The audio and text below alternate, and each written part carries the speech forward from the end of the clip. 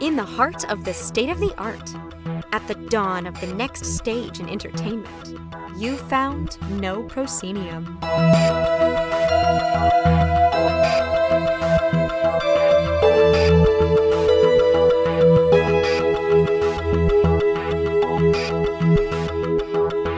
You have indeed found No Proscenium, the voice of everything immersive. I'm your host, Noah Nelson. This week on the show, director Joe Hunting, whose new documentary We Met in Virtual Reality premieres at the Sundance Film Festival today, the day we're dropping the show. Joe joins us to talk about the feature-length doc that was shot completely inside the VR chat platform.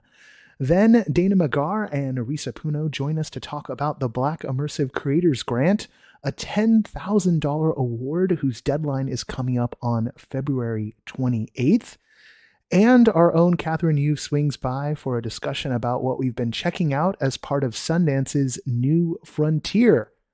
It's a big show this week, so let's get to that first interview with Joe Hunting right now.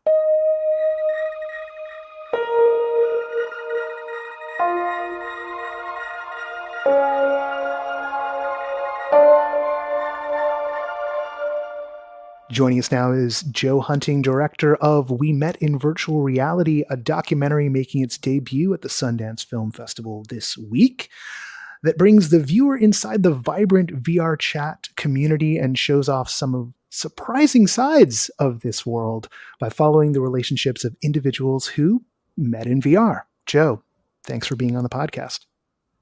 Hi. Yeah, thank you so much for having me. It's a pleasure to be on. I've listened to the podcast a handful of times and it's a great show. So thank you for the time.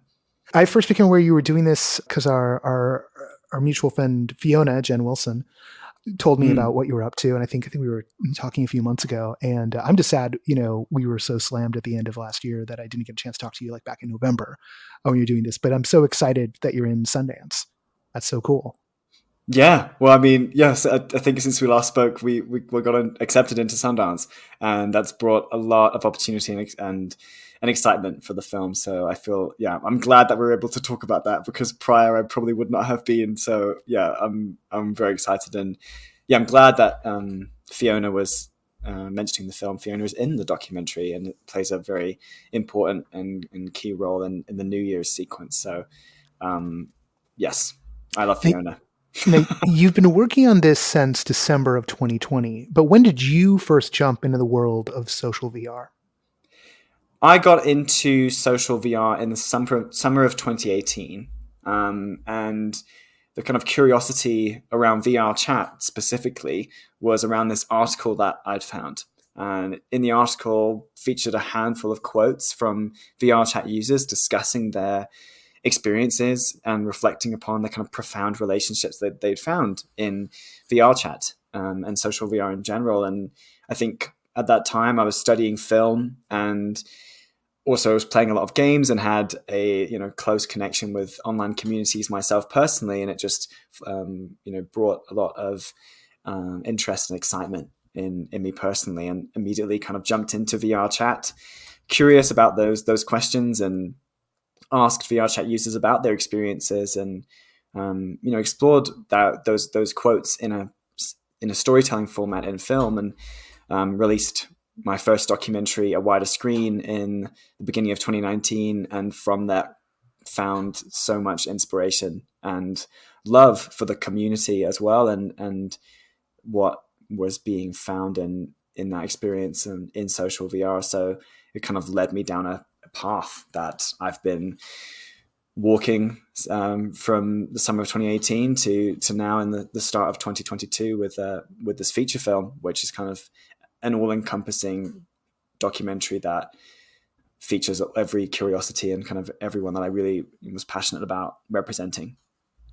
Now, you shot this entirely in VR, so there's nothing outside of VR chat in this piece.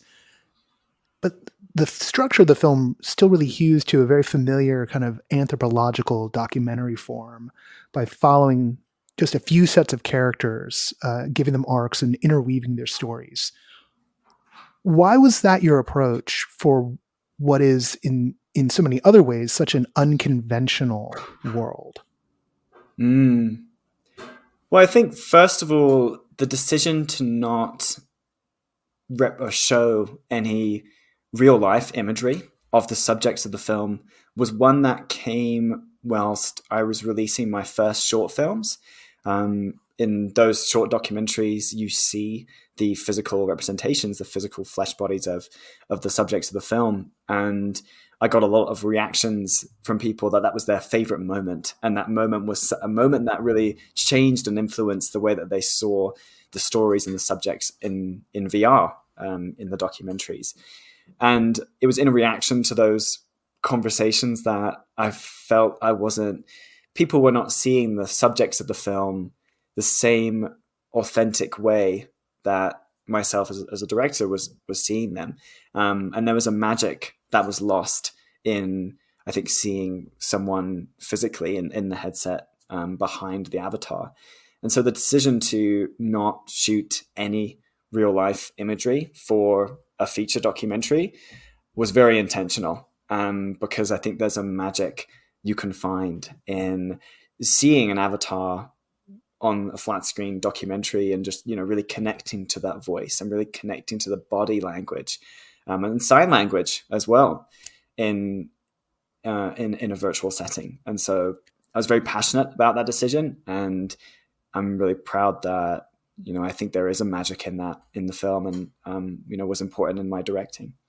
And the bits with not even bits, like the arc around sign language was so striking. Like I didn't expect that. I didn't know that was an aspect of the VR chat community, that there was a whole signing world, and in part because it's not something you completely expect, because, the tracking required for, proper hand tracking is still something that's relatively nascent technology wise, but that there should be such a strong community working on teaching people the different sign languages is really amazing.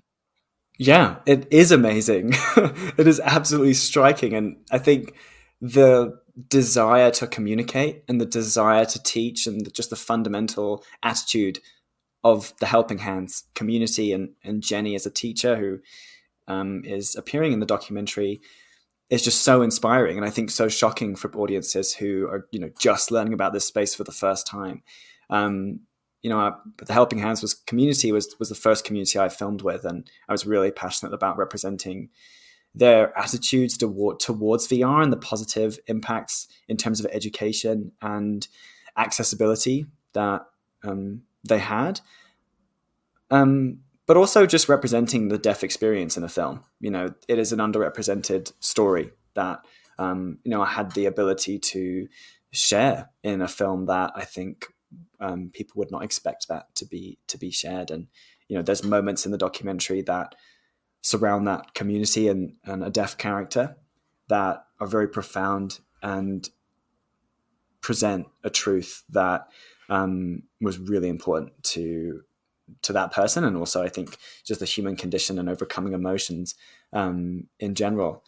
So yeah, the decision to really bring the Helping Hands community and using ASL to help share that magic of communicating in a body in VR was magical, and something that I will continue to do in my future work. To speak to the kind of last part of that question around following different characters, and just that decision to not just share one story or loads, but to follow very intimately on specific people. The decision to use that familiar storytelling format that we see in other documentaries, like I could reference Alma Harrell's Bombay Beach and Love True, that follow kind of multiple characters very intimately that were inspirations of mine. I wanted to bring a story from VR chat and have it be on par and have people connect to it and feel it as truthful as a documentary made in the physical world. And that wasn't made to diminish VR in all of its uniqueness, but made to help connect this world to audiences who are learning about it for the first time.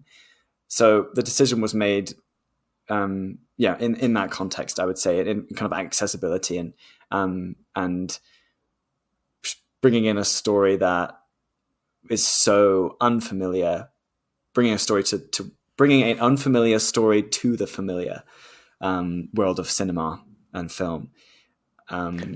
Yes, I would say that could probably go on a tangent and really get into the details of truth and cinema and all the influences that came. There's a scene in the film that's really similar to Jurassic Park, for example, and that's really fun. And using that, in the story of the film was so exciting. Oh, at some point when you're off the festival circuit, we'll do a deep, very nerdy. We'll do the deep dive then. Yeah. Like I'm down to have that conversation at some point. I'm actually down even to have like a full NoPro After Dark with you on this one.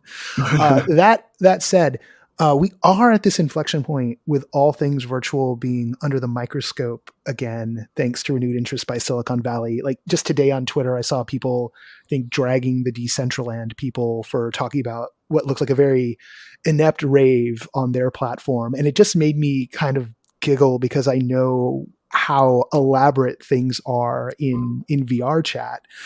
And then watching the doc and just seeing like, yep, there you go. There's an underground nightclub action going on in VR chat that looks like an actual underground nightclub.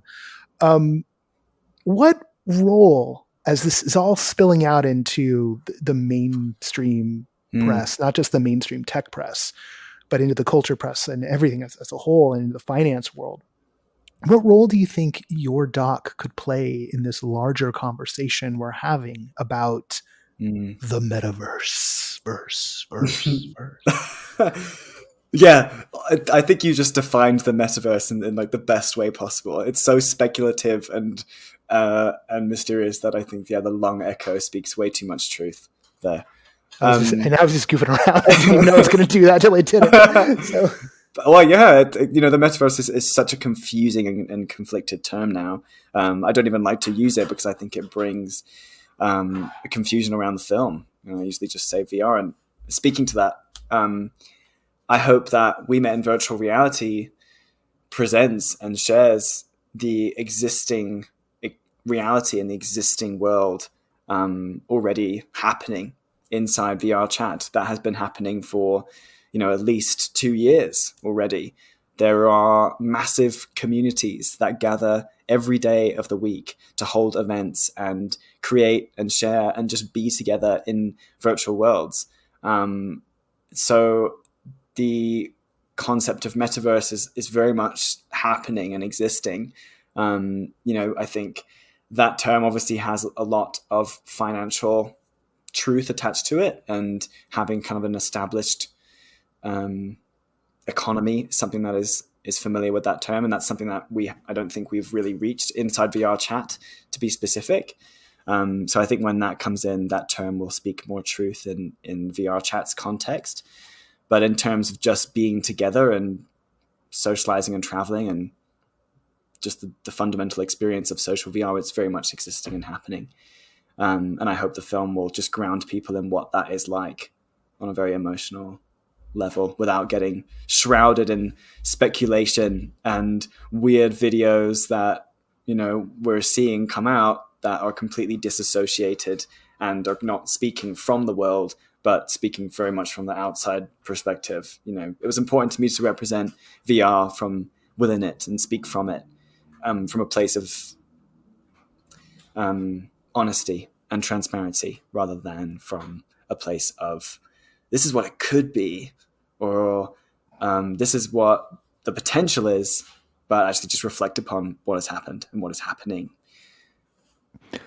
Well, Joe, you've done. I'm not going to do like a mini review right now, but I think you're going to get a lot of people talking, and I think you are going to get a lot of people understanding what it's like inside VR chat, thanks to this piece. Break a leg with the premiere, because I know we're talking about before that happens, and we'll definitely have you back once you're off the circuit. Yeah, excellent. Thank you so much for having me on. Yeah, I can't wait. Something I will say to the future of the metaverse is give us freedom of self-expression.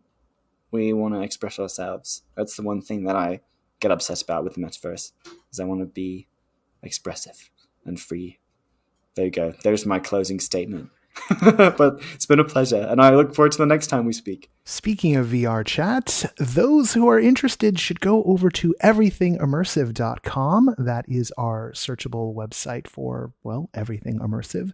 There you will find a VR chat worlds page curated by members of the VR chat prefabs world building community, including our friend Fiona, who's leading this effort.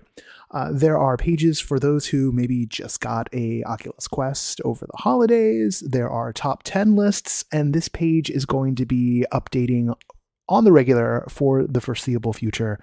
So if you want to know more and you want to experience VR chat and the many wondrous and strange spaces that people are making for yourself, head on over to everythingimmersive.com. You'll find the VR chat worlds page linked to on the front page.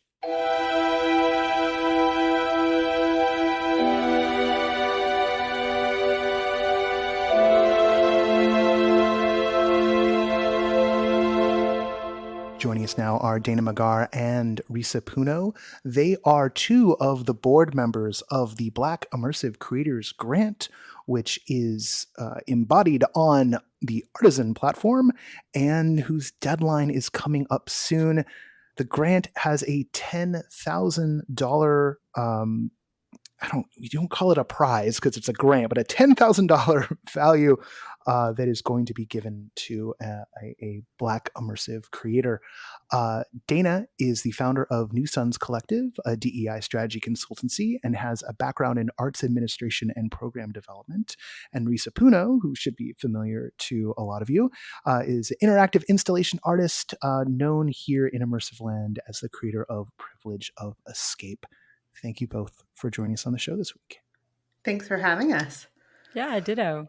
So I did a butchered version of the elevator pitch for the grant, but maybe one of you can, before we start unpacking this, because this is one of the more wonderful things to emerge in the past couple of months, and exciting that it's coming to fruition very soon. What's the elevator pitch version of this? Risa, you want to take this one? Sure, I'll go for it. So basically, the big headline is we are giving away $10,000. And that award is to go to a US-based Black identifying creator who's working in the immersive space. And as you have talked at length about immersion and what is immersive, we are flexible as it is an emerging field, but it does have to be immersive in some way. And the funds can go toward the creation of a new immersive work, or it can actually be used to offset unrelated costs that would impair the freedom and comfort of practicing their creativity and art. So we're really excited, and we really tried to make it flexible. And and deadline is February 28th. So we absolutely would love to see tons of people apply. And also in addition to the 10 grand in cash, we are also hoping to connect the person who gets the award to resources within the industry. Like, we are also collecting that in addition to raising the funds. We got in touch with different people in the industry who could maybe help support in different ways in addition to the funding itself. And this is for one artist. So this is going to be like a big injection of help for a singular artist. For this year, yes. For our first year, yes. But in the future, who knows? It's quite an exciting prospect. Particularly, I've been part of the Transformations Grant over at Artisan for a while, and that is a much smaller dollar amount grant, and $10K can be a lot for a single artist. Dana, I wanted to pivot over to you for a second because you have a consultancy on DEI. How does this grant, one way to think about it is intersecting with sort of DEI strategy, but also maybe embodies DEI strategy, and I guess also for those who maybe don't know, let's unpack that term a bit. Absolutely. Yeah. So DEI strategy broadly is diversity, equity, and inclusion strategy.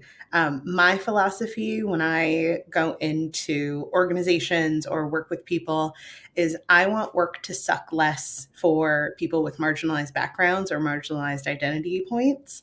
And in speaking to a good friend of mine, Brennan Littlefield, who's associated with Linked Dance Theater, we were talking over the summer of 2020 where we saw a lot of just racial injustice being highlighted, and everyone was looking for what they could do.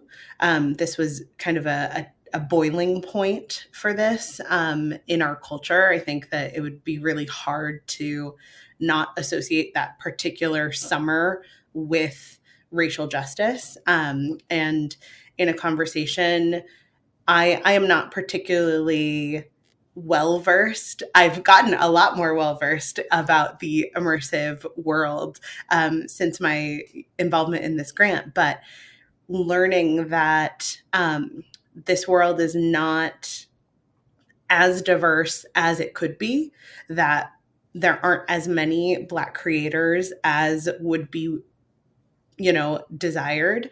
And so this grant aims to really just create opportunity in a meaningful way. So not just, hey, like, of course you're invited to participate in our world here, but we want to give someone the funds. We want to give someone the support. We want to give someone the mentorship or the non-monetary support and resources that they need to actually get something off the ground and realize their creative vision.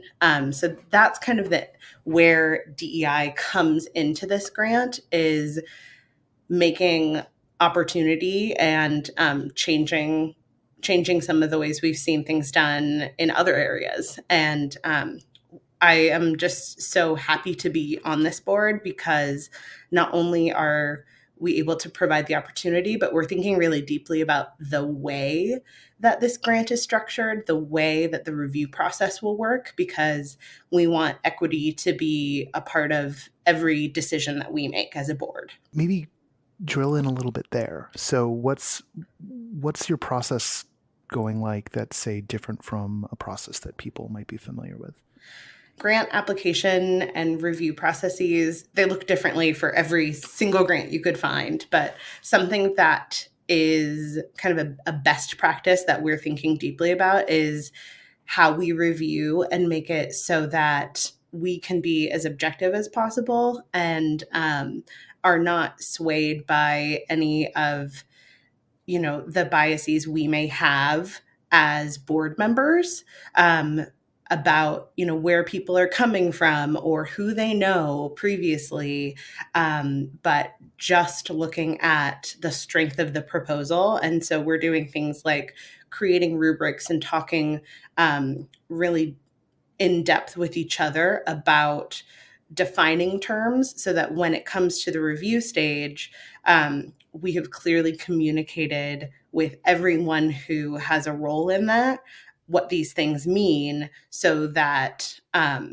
we can make a fair assessment of the strongest applicant. Yeah, 100%. Like, I think part of unpacking things for ourselves is, for people a lot of people have a background in like more traditional art making and performance. And a lot of that is rooted in white supremacist patriarchy, right? And so if that's the lens that we've learned in, there's some unlearning for us as well, right? In thinking about how to assess stuff and how to sort of reframe our own thinking in the process of evaluating other people's work. And I also absolutely love what Dana said about trying to support people coming into the industry. Like, I think it's that's the difference, right, between being admitted versus being welcomed in. It's one thing to like leave the door unlocked for Black creators. It's quite another to open the door, welcome people in, give them a seat, bring them a warm beverage. You know what I mean? And we're hoping to do the latter. Absolutely. So this might be a bit of an oblique angle at the moment, but one thing that's always been apparent to me, particularly when we here at NoPro look out and try and see, all right, who's making the work, where are creators of color, where are Black creators in particular, and knowing that we're a small group of people who do not have an omniscient view of reality, because it's basically down to whatever we can Google and whatever our own networks tell us about. There does seem to be, for lack of a better term, a chicken and the egg problem, in that we can't find Black creators making the work. And then there's also, for me, always this question of, is this even the audience? Because the audience for immersive does tend to be so white. It's almost like we're inviting people in, maybe we're welcoming people in, but that relationship, particularly in this kind of work between the audience and the creators, do we wind up asking folks in to talk to an audience they maybe not want to talk about? Or have you in the board found that there are these calling it immersive mainstream is weird because it's so not, but these non mainline immersive cultures happening outside of the purview of what the American Theater Magazine doesn't even talk about us. So outside of these traditional gatekeeping spaces, are there pockets of creativity going on that you're already discovering, or are we really in a spot where the space has not been crafted out? That's just kind of an ellipses at the end of that, and not a question mark. But like, yeah, there are days that I can't tell if it's like folks aren't making because there isn't an audience they want to talk to, or the audiences who they might want to talk to don't know the work exists. And even when we talk about immersive in very broad senses, when we bring in, say, the digital side of things, that of course brings in income inequality and just the non-ubiquity of the immersive technology. But it really does. I sit there scratching my head and wondering, how those things go hand in hand, particularly because of the intimacy of the audience to the work. Going kind of to the core of the chicken and the egg question that you asked, and it's a rich question. I think that with the grant, the board of the grant, we're really focused on creating an opportunity for someone to come in who can focus on creating an immersive work, who, may need to use some of these funds for rent money so they don't have to go to another job that takes up all their time for a while. And that's the area where we can meaningfully make a difference right now with this group of people.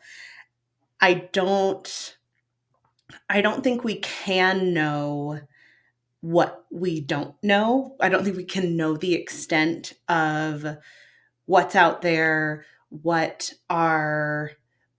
is the new audience, where are the new creators, until we can provide some of this structure. People may be creating things in Black communities that aren't necessarily connected to the immersive world at large, but are immersive works, and maybe they don't even know to call it that yet, because they're not connected to this community that's already been created in these spaces. So I don't want to be in a position where we're saying what does and does not exist. It's more of this is the impact that we can make right now that we're really excited about, and we're hopeful that by creating this opportunity and allowing someone the freedom to create, that we can see what comes next. We can see what are the audiences that have been overlooked, that are super interested. What are the new types of immersive work that can emerge from different creators that haven't been able to have a platform yet? So we're looking at these bigger questions and also narrowing in on what can we do well and what can we do now. Yeah. And also the fact that the immersive industry, it's still forming, right? Especially, I mean, it's one thing when you're talking about like corporate branding sort of opportunities, but when you're talking about people who are looking to create art, who are looking to say big things or small things, there's still a lot of room for growth. And so it's a really great opportunity to make sure that it doesn't end up like a lot of other traditional like art or performance mediums and genres, because where it doesn't become only white voices or mostly white voices, right? Like we have a chance to bring in other stories, other like ways of creating. 100% to what Dana said about we don't know what we don't know. There's so many things. And if you define immersive as like participatory, right, and the idea of people having a role, like an active role in the work, I mean, there's so many things in like historical Black art that falls within that, right? Mm-hmm. It's just it hasn't been categorized in this current genre. Yeah, that's a freaking excellent point. I mean, the thing I always, maybe even like, coming out of college, I was always flabbergasted by was,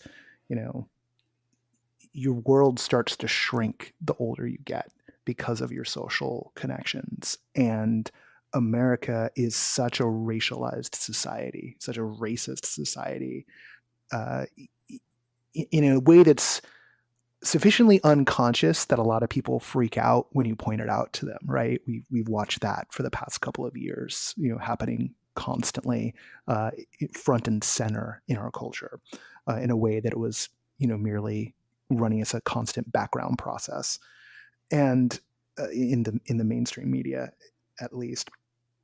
And so you see these little art worlds, or you see these tech worlds, and they just calcify so quickly once a few things have kind of become accepted as conventional wisdom, and so many folks get left out of the conversation. And the thing I'm always in kind of abject terror of is wondering whether or not we've already crossed that point, right? Like always scared that it's too late. We've already reached the point where the people who are the people are already enshrined, and that's just the way it's going to be. And the inertia on that can be so severe. So it really it's really always great when like new voices or new eyes join, or connect. We find some like other bubble of folks working in the space who don't know about the bubble that we're living in, and then those bubbles can kind of merge and start to get bigger. And initiatives like this are designed to breach those walls. What drew you both to working on this? For me, this is Dana. I am good friends with Brendan Littlefield, who is with Linked Dance Theater, and this is a conversation that we originally had about like, what could we do? What could Linked do? And in supporting artists, in supporting communities, if you can give people money, if you want them to create, funding them and being able to fund them and give them the freedom to create how they would like to is so important.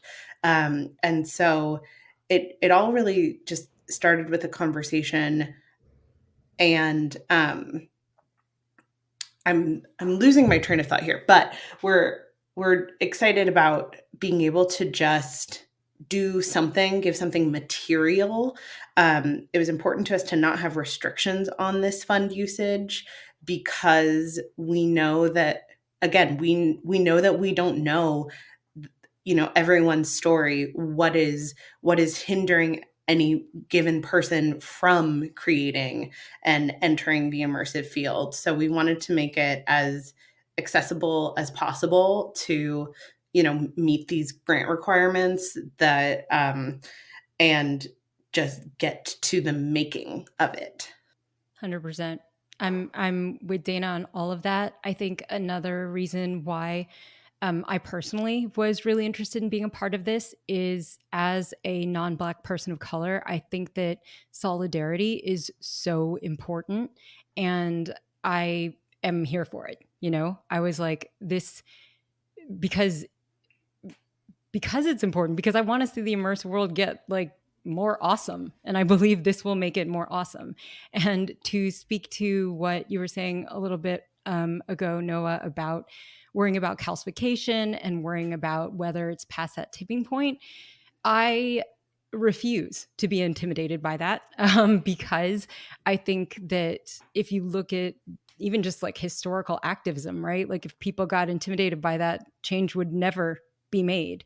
And it's this resilience to push on, even if things look intimidating or overwhelming, or like it's past the tipping point. It's only going to tip back with effort and with change and with introducing new people to things. And so I'm that's one of the reasons why I'm really excited about this grant. I think especially right now, like what Dana was describing about the sort of racial reckoning of 2020, right? It's like, it's on people's minds. It's the barrier to starting the conversation is lower now than it has been before. So, got to strike while the iron's hot.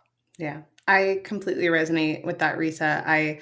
My background is in opera. That's what my degrees are in. And I've worked in arts administration at opera houses and in classical music. And, speaking of art forms being calcified, you see a lot of that there. And it was really exciting to think about the type of impact that we could have with one grant in an art form that is still, as Risa said, defining itself. It's still growing. And the kind of impact we could have here to saying like, no, we're not going to let that happen, was really exciting. It gives me a lot of hope working with all the board members who are just so invested in making a difference. And it's been like a joy to work on, and I'm really excited to see what can come out of it, not just for whoever the grant recipient is, but what ripples this can create, and how do we work against that calcification, that kind of like stagnancy in this art form that we've seen in so many others. It's really hard to change things in the opera world right now. People throw a fit if you set Don Giovanni in the 1940s because that's not historically accurate, but it's a production and you should get to have some creativity for productions. But this is, like Risa said, the barrier to entry is so much lower at this moment in this industry, to make a real change and maybe really change the direction, change, like, here's a fork in the road and we're doing something proactive to make sure that we don't slow down and get too comfortable. Yes, let's stay uncomfortable. That is an excellent point for us to wrap on. So the grant's deadline is February 28th. About how long after that before we learn who the recipient's going to be? Our plan is to announce the recipient on May 1st. Risa, correct me if I'm wrong. Yes, that May is 1st. that is our current goal. Yes. So, but we are so excited. We've been receiving some great applications. We can't wait to see more. And we also wanted to do this in February on purpose, to be able to give instead of take from Black creators during Black History Month. We thought it was a great tie-in that, it worked for our timing as well, but we wanted to make sure that like we could give back. This is a month where Black creators especially are called upon to, kind of trot out one month a year to, and we wanted to fight back against that, just with how we were going about this too. So we want to make sure to give to a Black creator during Black History Month. And we're excited about all of the proposals that have been sent in so far. Absolutely. And just a practical note about the application. So it's centered on artisan, but just so you know, there is a Google form to fill out alongside it. So make sure you do both. Mm-hmm. And if there are any questions, there's a Twitter account. It's BIC Grant is the Twitter handle. And they'll be posting tips and information, just general things like how to put together a project budget and stuff like that, but also, reminders and things like that. And if you have any questions, reach out to them directly via DM or email bicgrantinfo@gmail.com. And our support team is amazing and they're happy to answer any questions for people. We want this to be as simple and straightforward to apply as possible. Mm-hmm. And I would just say if you're listening to this and you yourself are not qualified as an applicant, do a little bit of the work and help spread the word, right? Let more people know. We're only going to find more incredible applicants for this grant if people share it out. And we've got a whole month to do that. Yeah. Sharing is great, but also other forms of support, helping edit documentation videos or reading over somebody's application or helping somebody put together a budget. There's sharing is obviously great, but there are also other ways to support people applying for the project. All right. Or for the grant. Well, thank you both so much, and looking forward to see how it all shakes out. Thank you. Thanks. Before we carry on into our final segment, just want to give a quick shout out to our latest Patreon backer, Rebecca Ursulio. Thank you so much, Rebecca, for joining us in our quest to catalog the immersive world in all of its forms and shapes and sizes. If you want to keep us going, there's never a better time than right now to go over to patreon.com/NoProscenium. $2 a month is all we ask for everybody. And if that actually happened, I could stop worrying about everything. No, really, $2. That's all it takes. And with that, we'll be coming back in just a second with our own Kathryn Yu and diving into the Sundance New Frontier.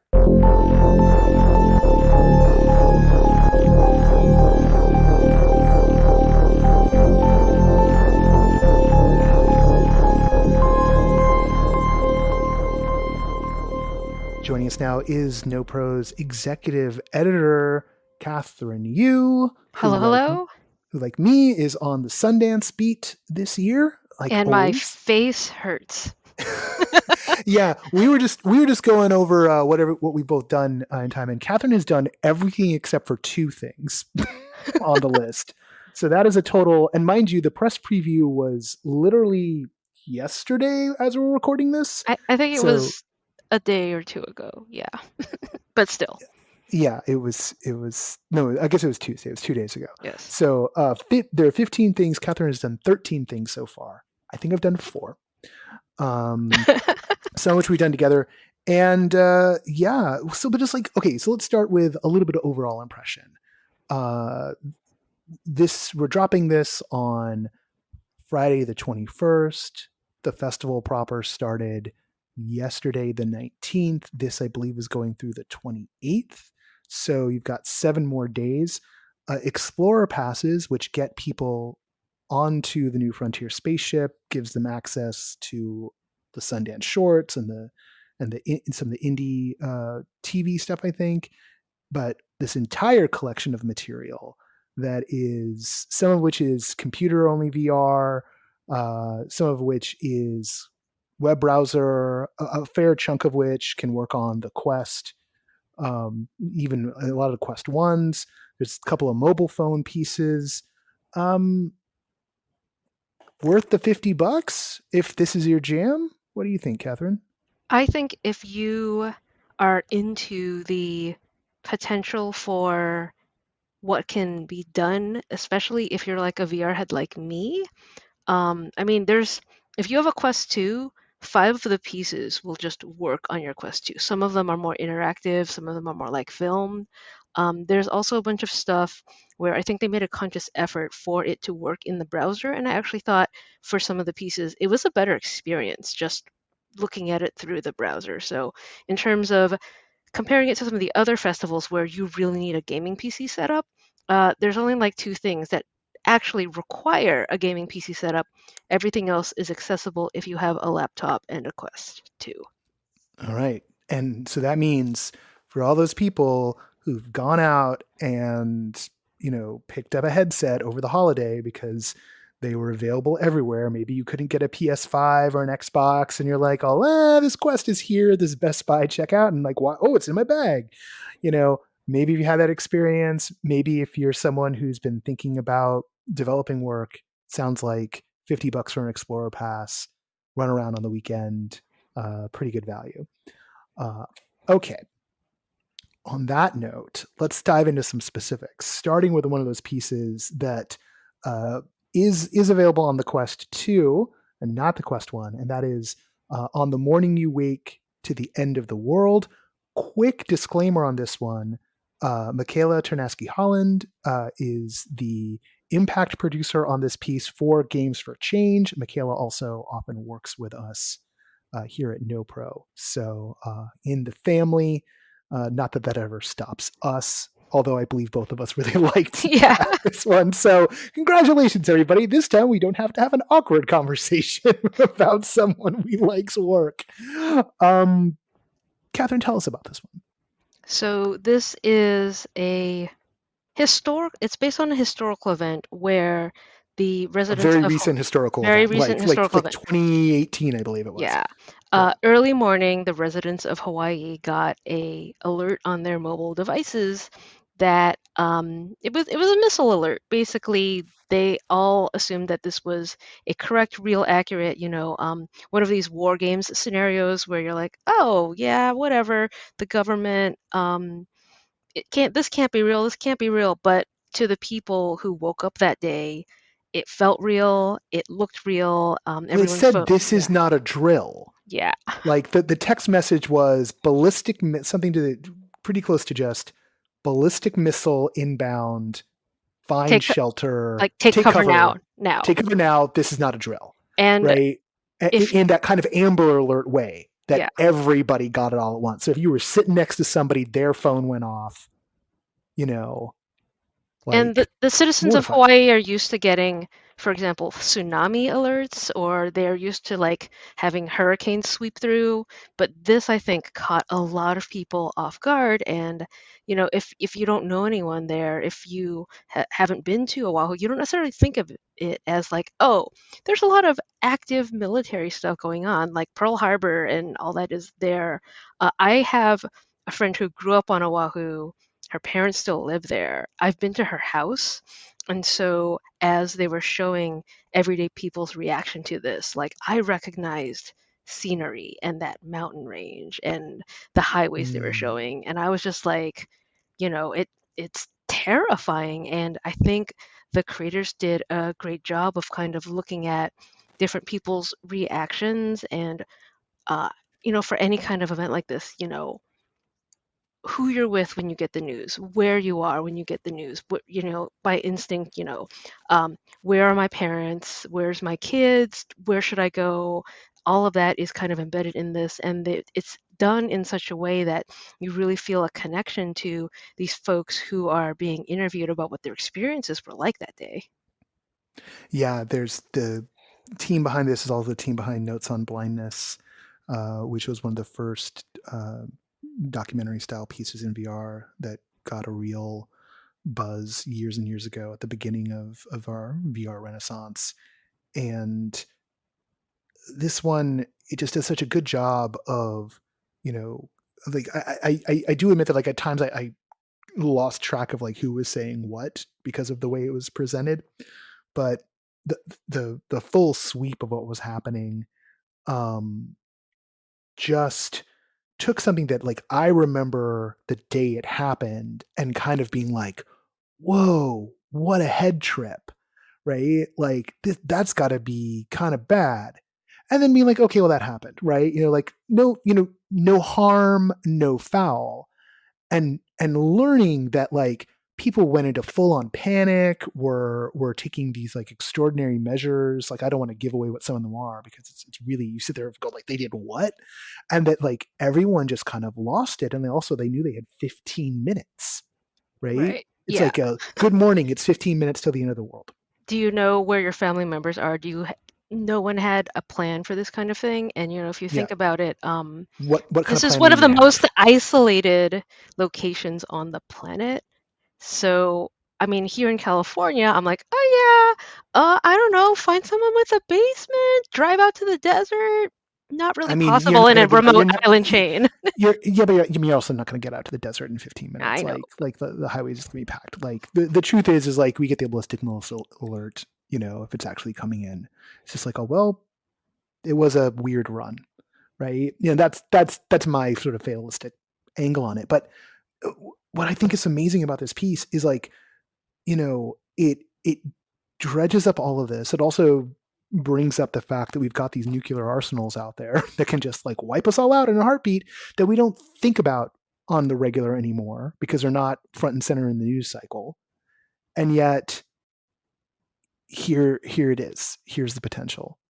So just a really amazing piece on the level of what it is talking about, and also just executed really well in this way that like creates a sense of place and identity for the people in it, and does that thing where you sometimes find in VR where there's an expressionistic aesthetic that allows you to not get hung up on how things look, but instead focus on the feeling and the breadth of the issue at hand.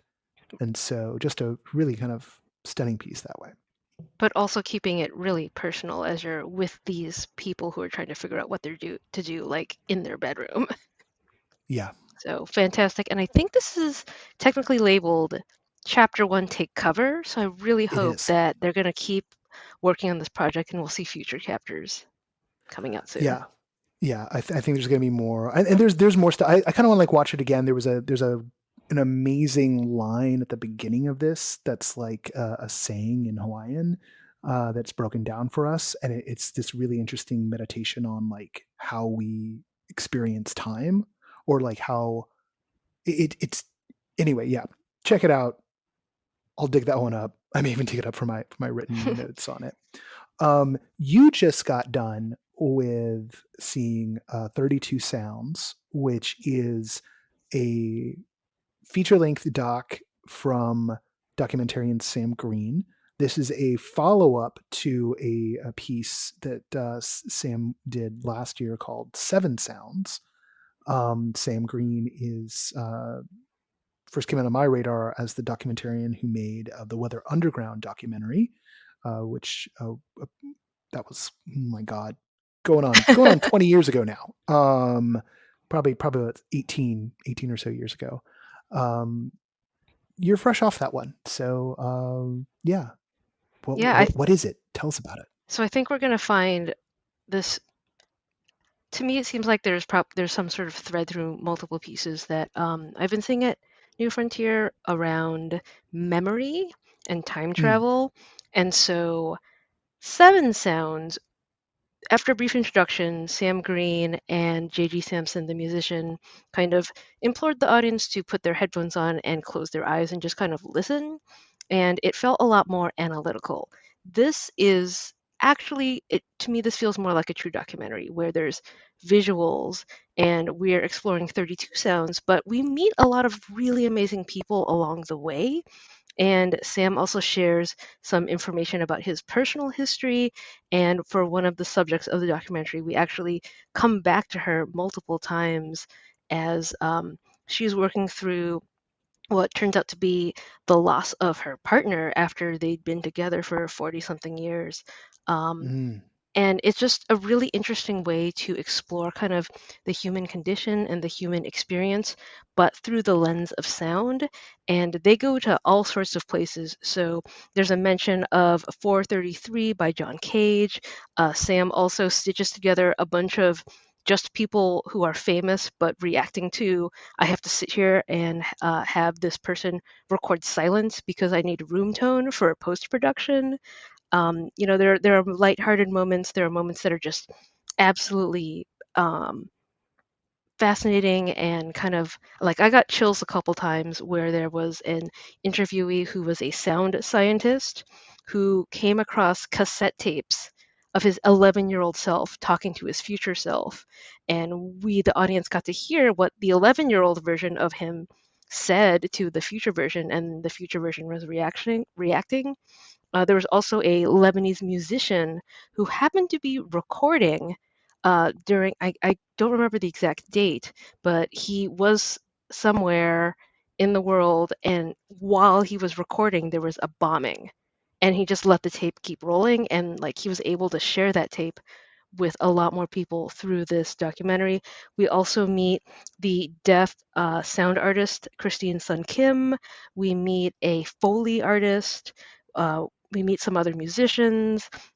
And then the one that we return to a lot is Ania Lockwood, who you might know for her Fluxus-inspired composition pieces, which involve setting pianos on fire. But she also has a huge interest in recording nature and natural sounds. And one of the reasons why kind of this time travel thing kind of sprung to mind is Sam shares with us some cassette tapes that he found of like old answering machines from years ago that have a loved one that he's lost. And Anea did lost, she was the one who lost her partner of 40 something years. And she's also kind of like admits that, one of the reasons why she loves nature is because like this is, to me, it felt like it was part of the grieving process, kind of the loss process, but also hearing like sounds of her partner's laughter from like many years ago that she was able to share. So it there's all these thoughts around the fact that like you have people who are captured in a moment in time, you're able to have that recording later and come back to it, and maybe it felt mundane at the time, but now it has meaning. And hopefully I didn't spoil like too much of that for you, but I thought it was just really well done, and I thought just a really big evolution from Seven Sounds, which was presented at New Frontier last year. All right. We've done about 2 so far, and we're like 15 minutes in. So we're gonna maybe speed run through a few of these here, just because we've got our written diaries coming up, and then I kind of want to like take a step back and kind of you know talk in some broader senses. You and I never sit down on the podcast and just talk. So though we talk all the time IRL. So Gondwana is one that I've done that you haven't done yet. And it's one that I had Shari talk about on last week's episode. And Shari sort of on last week's episode said like, you can lose hours in it.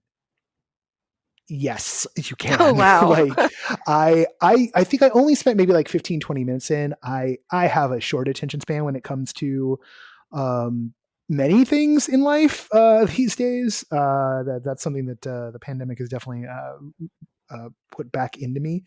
But golly gee willikers, there's something just so lovely about this. It is a procedurally generated version of a rainforest in Australia. It is exists in like time lapse.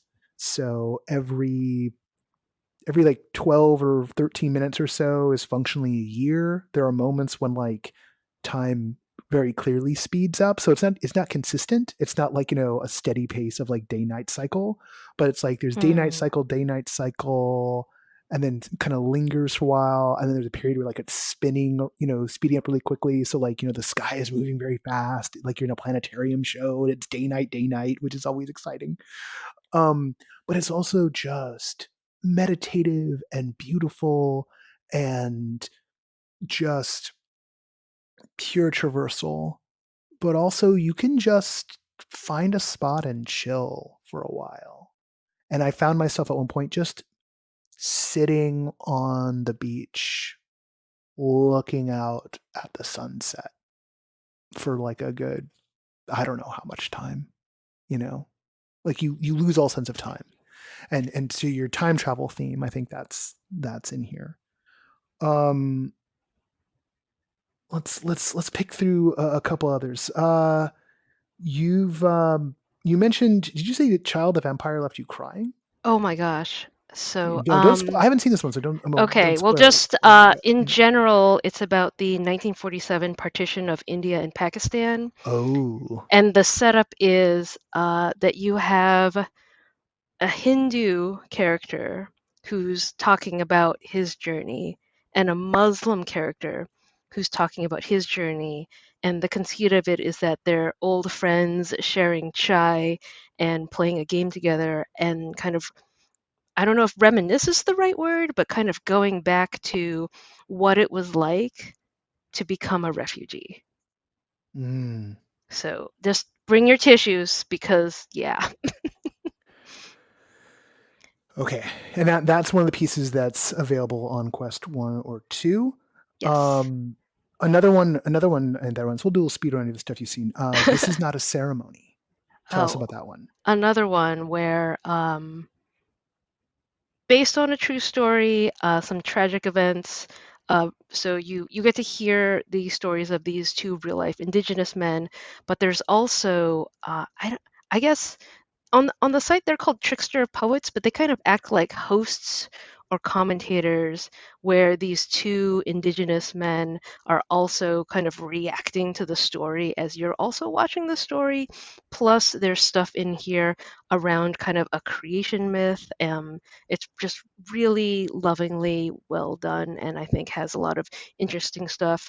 While the actual events on paper I think might feel very heavy, it doesn't necessarily have that sense of like hopelessness, which I thought that's such a tough needle to thread when you're doing something that is based on a real life tragedy. But I came out of it feeling hopeful, which is so tough to achieve. But I really enjoyed this one. Was there another one that really moved you in that kind of way? Oh gosh. So I think Shari kind of highlighted that 7 grams, the Democratic Republic of Congo, and the minerals that get mined for the use of the smartphone. I guess I probably wasn't paying enough attention when Shari was describing it, but I did not realize that this is an augmented reality piece, and it's just so cool and meta to be doing an AR piece through your phone where you see your phone, but also it's in your phone. And then there is a personal connection and a real life story, and that really important call to action. And I'm not going to say what the call to action was, but it feels actually doable, which is that's also like a really tough thing to accomplish. All right. Well, now I'm really looking forward to it. I've got it downloaded. I just haven't managed to do it yet. So that one might be at the top of my stack. Another one we both did, Flat Earth VR. That one's one of the ones that's it's on Steam. So it's a computer-based VR one. This is like a satirical take on the beliefs of the Flat Earth Society, the folks who believe that the Earth is flat, and it's kind of a fully embodied version of that. You're put into a rocket ship and sent off with specifically analog cameras to go take photos of it. It's your job to get the evidence, right? Your job to get the evidence of the Earth. Super important job. Yeah, super important job. The Earth is flat. This is satire. It's a comedy. I found myself. I found myself a bit torn because on the one hand, very polished and funny in that kind of like Daily Show, making fun of like, look at this stupidity kind With of like a way. dash of internet memery, like it's that kind of stuff. Yeah. But there's a note at the beginning that the actual flat earthers sort of like wound up helping, but they didn't know they were involved in a satire. Like they looked They at didn't know they were things. being made fun of. They didn't know they were being made fun of. And weirdly enough, if that hadn't been lampshaded at the start, right? If that note hadn't been there, I wouldn't have given, in some ways, a second thought to like the humanity of the flat earthers, who are clearly, there's some portion of them are grifters who believe in nothing and are just trying to make some money off his folks. There's some portion of them who are probably deeply disturbed individuals who may be uncompensated medically from their condition. I know because I've had people of that condition in my life for decades who get attracted to these kinds of belief systems. And then you have some people who just like believe in weird shit and who are they're the suckers. They're the people that get grifted. So those are kind of three types of people who get attracted to this sort of stuff. And I came out of it, instead of just being like, oh, snark. Instead I came out thinking like, oh man, like we live in such a polarized time. Like, is it really all that great to celebrate the polarization anymore? Like, I don't know. I think I'm over that. Like on a personal level, like it does so much damage all the time. And it doesn't mean that like, well, gotta go be the bigger people, or like, let's all be like, ethically perfect all the time. But just, I don't know, man. Like when I'm reveling in the delusion of someone else and being like, oh God, this stupid bastard. I'm not really being my best self in that moment. And I was very aware of that as I took the headset off, which I don't know if that was the intent of the piece, but that's where I landed. So take that for what you will. Right. It's just kind of hard when we can't agree on what consensus reality is anymore. Like that's actually the thing I think is fascinating about this, is that something like flat Earth is so obviously like demonstrably untrue, but then you start to look at the mechanics of how someone can believe in it, or just the fact that we have a world where such things have metastasized. Like there have always been flat earthers, like forever. But now like this sort of stuff grows to a degree that there were like hundreds, up to maybe even a couple of thousand people in Dallas like a couple of months ago waiting for the return of JFK Jr., right? Like this stuff is going on all the time. And it's getting bigger. And the struggles we have with getting everyone to agree on what's real, like, I don't find humor in it anymore. I just find tragedy. Because it's hurting us all every day. So anyway, laugh a minute. Yeah. I mean, there's some great jokes. Great jokes. Like there's some absolutely fantastic jokes in this, but it really, I landed somewhere I was not expecting to land, even when like it took off. So, anyway, yeah. Any other pieces on your end? We're not going to cover everything, but any other pieces? But we're 25 minutes in now, so I'm like. I did want to mention Diagnosia, which is one of the other PC VR pieces. PCRV piece, yes. So the creator, not PSVR. That's a totally different thing. Yes. Yeah.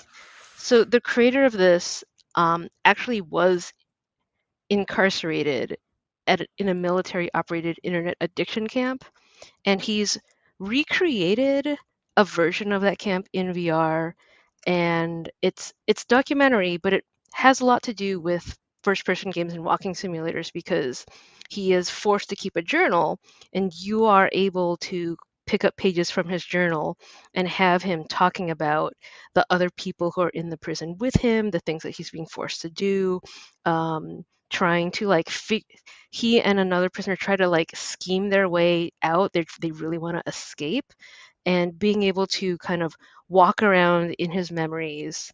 I believe that there are some actors who are kind of playing some of the other folks, and so it almost felt like, oh yeah, this is a documentary, but also he's put in NPCs from his own life.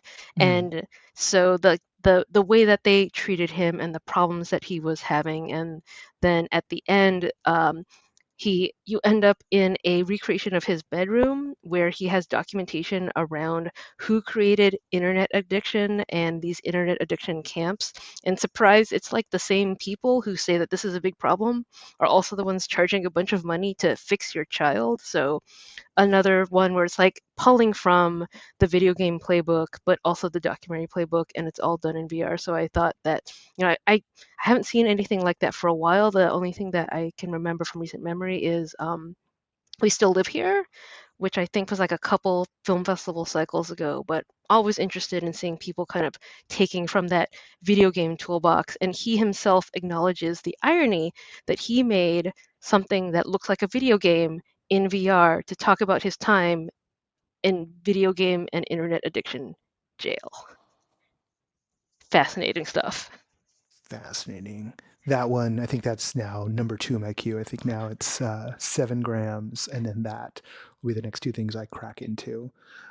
We are dropping more of our notes into our diary format, which Kathryn will be filling out over the next few days, I imagine. And I'm promises. Yeah,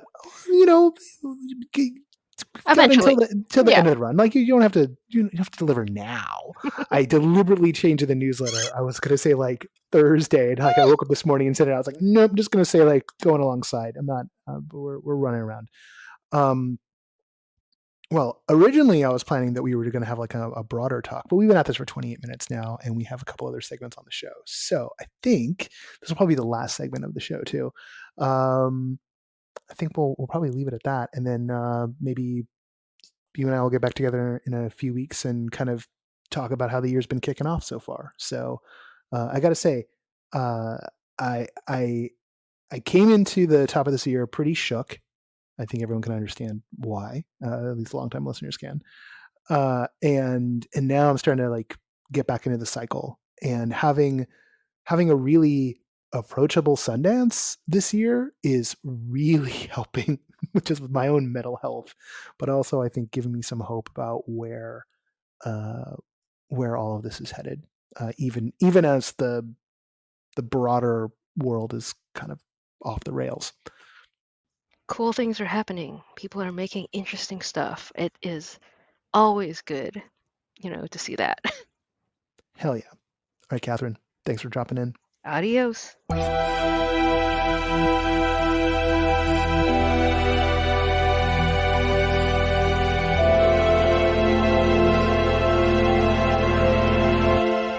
And that is show number 2 for 2022 in the can. Thanks so much to Joe Hunting, Dana McGarr, Risa Puno, and of course, Kathryn Yu, without whom, if those people weren't on the show, we wouldn't have had a show. So there you go. And that all came together this week. We're back in the swing of things. You can go over to noproscenium.com and you will find our Sundance diary there right now. And Kathryn's notes are in as I'm recording this. My notes are starting to go up a little bit later today. Because as always, I'm running behind because that's what I do. Because maybe I was up till 4 a.m. Why I was up till 4 a.m? No idea. No idea. I just was. I'm in that headspace these days. Want to do our traditional shout out to our Patreon backers. It's going to probably be like a relatively quick end of the show here this week. So we're just going to get you out. I don't know. Stick around for a second. Maybe I'll say something interesting. It happens sometimes. But big shout out, of course, to our sustaining backers, Ari Hurston, Brittany, Deborah Robinson, Elaine, Jay Bushman, Jerome Joseph Genties, David Bassick, Lonnie Hands-On, Mark Baltazar, Samuel Mystery, Sydney Guillory, and Jan Budman. Thank you all for keeping this show and me alive. Sundance, you heard a whole bunch of us talking about all of that stuff. we are we've changed a couple of things. See, told you, stick around. We've changed a couple of things starting this week. We're modifying the newsletter format. We're trying something I've been meaning to try for a long time, which is just one newsletter for everybody, as opposed to all the regional ones. And no longer super exhaustive lists of just here's everything that's going on, because we make those lists in other places. And if you want to see those, we update them more regularly if you go to everythingimmersive.com. But using the newsletter to curate and highlight a little bit more. And we'll start having the newsletter kind of talk a bit more to the EI site as well. But this week, one of the things we did was pointed out that the Emmys are coming back. They are the awards. We did them for 2020, and we're calling these the 2022 awards. They are for things in 2021. You know how awards your stuff goes. Anyway, these are the second Emmys, and it's a different structure this year. The staff is coming up with the nominees, and then we're going to put the voting out to all of you. So nominees are dropping this coming week. Wednesday is our target day to drop the nominees. And then voting's going to open next Friday, run for a couple of weeks. And then we're going to do a live show in the Discord to announce the winners. That's one thing that's going on. You'll find that in the newsletter. You'll also find, as I mentioned, there's a couple of events and things we're highlighting in there. We're experimenting because we want to do a better job of highlighting the best work and of growing the audience. And sometimes I know when I look at like just a big giant list of things, my eyes just glaze over.